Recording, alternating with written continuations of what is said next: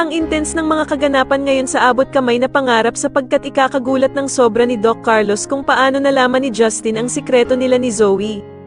Dito nga ay makakahanap na sila ng katapat dahil sa kukumprontihin ni Justin si Doc Carlos at sasabihin niya na alam niyang siya ang tunay na ama ni Zoe.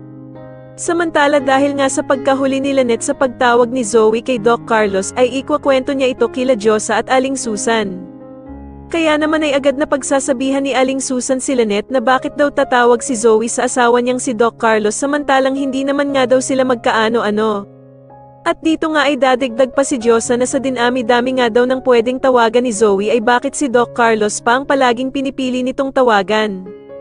Kaya naman ay lalong tataas ang pagdududa ni Lynette sa kanyang asawang si Doc Carlos na meron daw talagang nililihim sila Zoe at Doc Carlos sa kanya.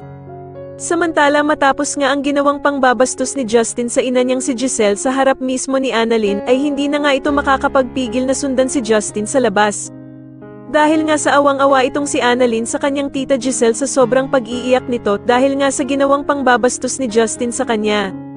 Ikakagulat naman ni Justin ang pagsunod sa kanya ni Annalyn at dito nga ay ipapaliwanag sa kanya ni Annalyn kung gaanong pinagsisisihan ni Giselle ang nagawa nito sa kanya.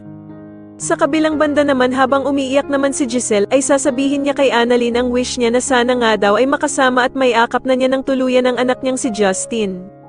At dito nga ay mukhang tinabla na si Justin sa mga sinabi sa kanya ni Annalyn tungkol sa ina nitong si Giselle dahil sa mukhang nakukonsensya na ito sa mga sinabi niya. Kaya naman ay tatanungin siya ng ama niyang si Eric kung bakit ito umiiyak at kung lumalambot na daw ba ang puso nito sa ina niyang si Giselle. At dito nga ay mapapatungo na lamang si Justin dahil sa talaga namang mahal pa niya ang ina niyang si Giselle. Sa tingin niyo si Justin na nga kaya ang maging susi para mapabagsak ang pamilyang manloloko na sila Zoe, Moira at Doc Carlos, mas lalo na nga talagang nagiging exciting ang mga susunod na kaganapan kaya naman ay mas lalo pa nating abangan ang mas lalong gumigandang abot kamay na pangarap. Maraming salamat po sa inyong panonood at sana po ay masubscribe niyo ako. Maraming salamat po.